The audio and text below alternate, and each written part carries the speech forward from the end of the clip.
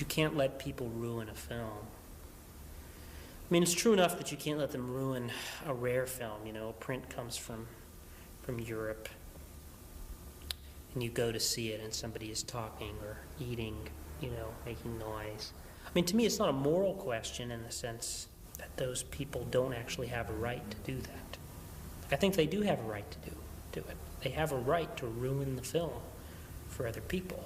I think everybody has the right to do whatever they want.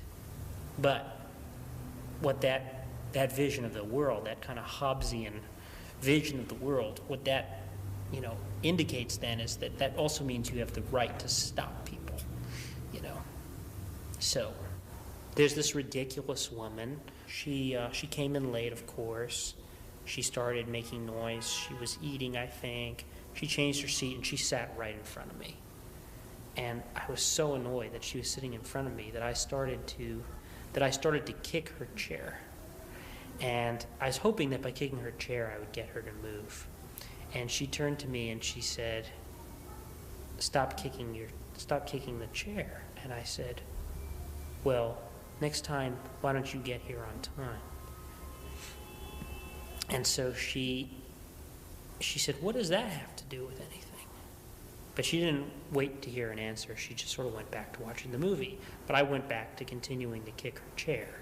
And then she got up, and now she was actually stood up and was really obstructing my view, you know. So I knocked her down. And unfortunately, you know, she seemed to hurt herself really badly. I mean, I wasn't intending to hurt her really badly. I mean, I did knock her down with a certain amount of force, you know, and I knew I was angry and that she sounded like she was in terrible pain.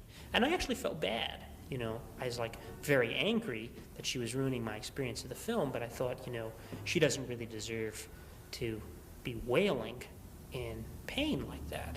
But of course, her pain was not enough for me to get up and do anything about it. You know, I wasn't going to get up and apologize. I wasn't going to help carry her out into the lobby, because then I would be missing the film, you know. And really, it is true that, you know, I mean, you know, if somebody were having a heart attack, or, you know, it's a strange thing to admit, you know, but really, I mean, it would be very hard for me to, you know, to feel any sense of moral compunction, you know, about, you know, what to do for another human being, you know, who was in trouble during a movie, if it meant missing the film in order to help them, you know, so, you know, I just let her lie there. And in fact, you know, I realized then that I was in danger because, you know, somebody started saying they should call the police, you know, and I knew that the police were going to come, you know, or that it was likely that they would come. And really, at that point, if I had, you know, if I were not a cinephile, a true cinephile, I would have left the theater and escaped, you know, so there would have been no witness that could have proven it was me or whatever, you know.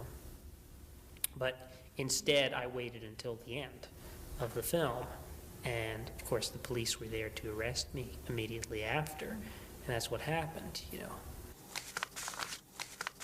What's great is that I'm probably the only person who like handed in photos that made me look like a serial killer, you know, for my little New York Film Festival passes, like that.